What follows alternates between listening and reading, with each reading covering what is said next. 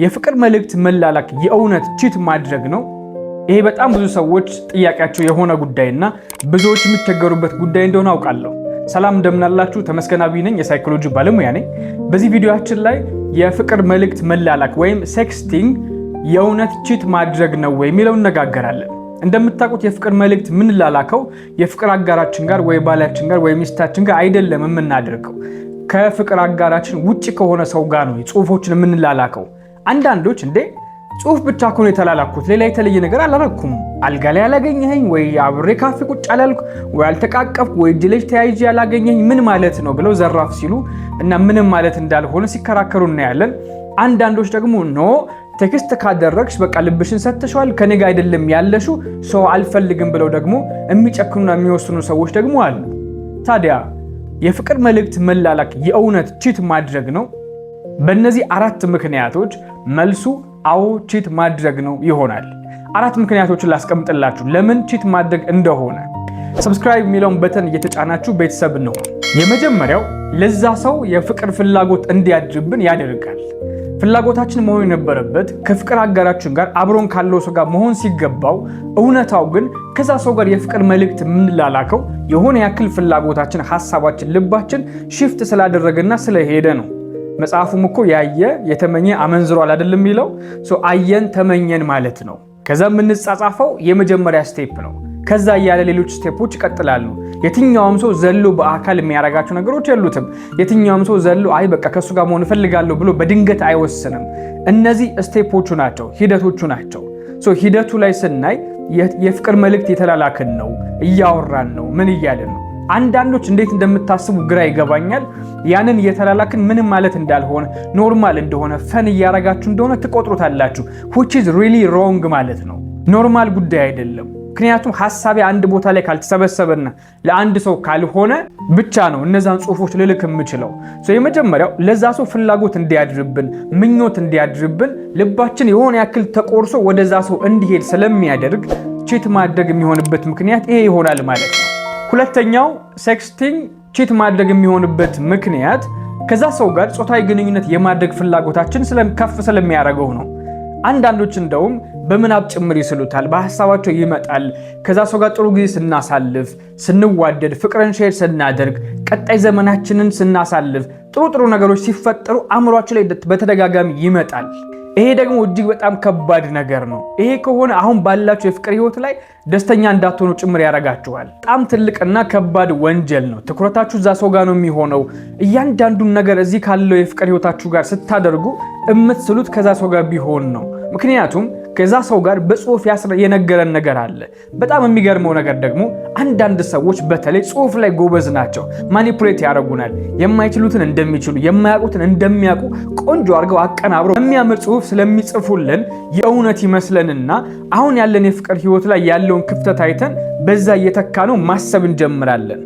በምናባችን ደጋግመን የምናስበው ከሆነ ምን ቀረ? በአካል ማድረግ ነው የቀረው። አካል ደግሞ የሐሳብ ተገዢ ነው የሚሆነው። ሐሳባችንን የሚተገብር መሳሪያ ነው የሚሆነውና በምናባችን ከዛ ሰው ጋር ግንኙነት ስናደርግ፣ ጾታዊ ግንኙነት ስንፈጽም፣ አብረን ስናድር፣ ጥሩ የፍቅር ጊዜ ስናሳልፍ ደጋግመን እንድናስበው አእምሯችን ያስገድደናል። የፍቅር መልእክት መላላክ እንዲሁ ቀላል ነገር እንዳይመስላችሁ።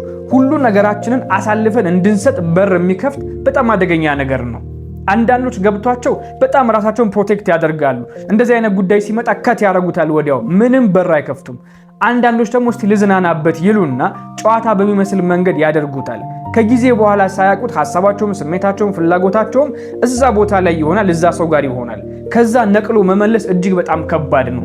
እንደውም አንዳንድ ሰዎች ያለፈ የፍቅር ህይወት ይኖራቸውና በዛ ህይወታቸው ላይ ውስን ያለ ነገር ሳያስቀምጡ ቀርተው ሁኔታዎች ላይ አይተዋቸው አዲስ የፍቅር ህይወት ይጀምሩና አዲስ የፍቅር ህይወት የጀመሩት ላይ ዓመትም 2 ዓመትም ሆኗቸው አግብተውም ልጅም ተፈጥሮ ሊሆን ይችላል። አንዳንድ ክፍተት ሲፈጠር የሚመለሱት ወደዛኛው የፍቅር ህይወት ነው። እዛ ላይ የነበሩ ጥሩ ነገሮች ማሰብ ይጀምራሉ እና ከዛችኛዋ ሴት ጋር ከዛኛው ወንድ ጋር ኮሙኒኬት ማድረግ ይጀምራሉ። ያኔ እኮ እንዲህ ስናረግ እንዲህ የነበርነው ጊዜ ትዝ ይልሻል ወይ? እንዲህ አድርገን እኮ በዚህ ወተን ይባባላሉ። ያ ቀስ እያለ ፍላጎታቸውን እየጨመረው ይመጣና መልሰው በፊት የተቋረጠውን ግንኙነት ያስቀጥሉታል። ይሄ ቺት ማድረግ ነው። ከዛ ትዳራቸው እንዲበተን፣ እነሱ ሜዳ ላይ እንዲወድቁ፣ ብዙ ነገሮቻቸው እንዲወድቅ ምክንያት ይሆናል። ሴክስቲንግ ኢዝ ኖት ኢዚ ቲንግ። በጣም ኬርፉል ልንሆንበት የሚገባው ጉዳይ ነው። ሶስተኛ ያላችሁን የፍቅር ህይወት ከዛኛው ጋር ማወዳደር ትጀምራላችሁ። ኢማጂን ምናልባት ይሄ ማውራው ሰው ኦንላይን ሊሆን ይችላል ያለው፣ በአካል ላናገኘው እንችል ይሆናል። አንዳንዶቻችን ደግሞ በአካል አግኝተነው በጣም ጥሩ አድርጎ የሰበከን ሰው ሊሆን ይችላል። አንድ ቀንም ያን ሰው አብረን ያልዋልነውም ሰው ሊሆን ይችላል። አሁን ያለንን የፍቅር ህይወት ከዛ ሰው ጋር እናወዳድረዋለን። አሁን ያለውን ክፍተት ከዛ ሰው ጋር፣ አሁን ያለኝ የፍቅር አጋር ፍቅሯን ስሜቷን የምትገልጽበት መንገድ አለ፣ እሷ ደግሞ እዛ የምትገልጽበት መንገድ አለ። እሱ እዚህ ደግሞ የሚያሳየኝ ነገሮች አሉ፣ እሷ የምታሳይ ነገሮች አሉ። እኒህን ነገሮች እናወዳድርና አስቡት፣ የተኖረ ህይወትና ገና ያልተኖረ ያልተጀመረ ያልታወቀ ህይወት አእምሯችን ላይ ቦታ ኖሮት በአካል ካለው ህይወት ጋር ንጽጽር ውስጥ ይመጣል። አንድ አይነት ሚዛን ላይ መጥቶ ውድድር ይጀምርብናል። ይሄንን ሆን ብለን የምናደርገው አይደለም። በፕሮሰሱ ውስጥ አእምሯችን ላይ የሚፈጠር ጉዳይ ነው። ለትንሽ ነገር በር ስንከፍት ምን ያክል ድረስ እንደሚሄድ ነው እያሳየኋችሁ ያለሁትና ይሄንን ማወዳደር ከጀመርን ያኛው ፍጹም እንደሆነ፣ አሁን ያለን ክፍተት እንዳለው፣ ያ በጣም እንደሚረዳን እንደሚወደን፣ አሁን ላይ ያለው ደግሞ ብዙም እንዳልሆነ፣ ከኔ ይልቅ ሌላ ቦታ ላይ ጊዜው እንደሚያጠፋ፣ ከኔ ይልቅ ሌላ ቦታ ላይ ሐሳቡን እንደሚወስድ፣ ለኔ የሚሆን ቦታ እንደሌለው፣ እንደማይወደኝ ይሰማኛል እና ወደዛኛው ሽፍት እንድናረግ ያደርገናል። ውድድር ሲጀመር ፈጽሞ የሚያስፈልግ ነገር አይደለም። አንድ ጊዜ አምነን የገባንበትን ህይወት ለምንድን ማወዳድረው? መጀመሪያ አወዳድር ያደል ጨርሼ የመጣሁት ካልሆነ ከመጀመሪያ ያልጨረስነው ጉዳይ አለ ማለት ነው። አንድ ሰው የፍቅር ህይወት ከገባ በተለይ ካገባ በኋላ ሌላ ሐሳብ ውስጥ ገብቶ ማወዳደር ፈጽሞ ልክ አይደለም። የውድድር ህይወት ከሆነማ የሚወድቅ የሚነሳ ነገር ነው የሚሆነው። ስራ ቢሆን ሌላ የሥራ ጉዳይ ቢሆን ችግር የለውም። ይሄ ግን ህይወት ነው፣ እድሜ ልክ የሚኖር ነው። አንድ ጊዜ ከገባው በኋላ እሱን ብቻ ነው ይዤ የሚሄደው። ሌላ ቦታ ላይ ለመማር ሊሄድ ይችል ይሆናል፣ ለማወቅ አዲስ ነገር ለማምጣት አዲስ ዘዴ ለማወቅ ከኔ ቀደሙ ሰዎች እንዴት እንደሚኖሩ ለመማር ልጠይቅ፣ ኮንቨርሴሽን ሊኖረኝ ልነጋገር ይችል ይሆናል። ከዛ ያለፈ ግን እነ ከሌኩ እንዲህ ነው የሚኖሩት፣ ከሌኩ እንዲህ ነው የሚያደርግልኝ፣ አንተ እንዲህ አታደርግልኝ የሚል ሐሳብ ፈጽሞ ትክክል ያልሆነ ነው። እንዲህ አይነት የማወዳደርና ትክክል ያልሆነ ሐሳብ ይመጣብናል ማለት ነው። አራተኛው የፍቅር መልእክት መላላክ ችት የሚሆንበት አራተኛው ምክንያት ሳናስበው ከዛ ሰው ጋር በስሜት እንቆራኛለን። ሳናስበው ስሙን እንጠራለን፣ የዛን ሰው ስሟን እንጠራለን። ሳናወራ ስንቀር ይደብረናል። አሁን ካለን የፍቅር ህይወት ጋር ግጭት ሲፈጠር ለማስተካከል ሳይሆን ሩጠን ወደዛኛው ነው የምንሄደው እና እንዲህ እኮ ሆኜ እንዲህ እኮ አርጋኝ እንዲህ እኮ አድርጎኝ እኮ ብታይ እንላለን። ያኛው ደግሞ ምቾት ይሰጠናል። ምን አይነቱ ነው እንዴት ያደርጋል እንዴት ታደርጋለች ይልና ያባብስብናል እና በስሜት ከዛ ጋር የተቆራኘን አሁን ካለን ጋር ደግሞ እየተፋታን እየቀነስን እንመጣለን። ይሄ አሁን ያለንን ህይወት በአካል ብቻ እንቆያለን። ከሆነ ጊዜ በኋላ እዚህ ጋር ማድረግ የሚገቡን ጉዳዮች በሙሉ ዜሮ ገብተው ሁሉ ነገራችን ለዛ ይሰጣል እና እዛ ህይወት ላይ ለምሳሌ ሴት ከሆነች በዛኛው ህይወት ላይ እርግዝና ሊፈጠር ይችል ይሆናል። ሌሎች መስመሮች ተፈጥሮ ሊሆኑ ይችል ይሆናል።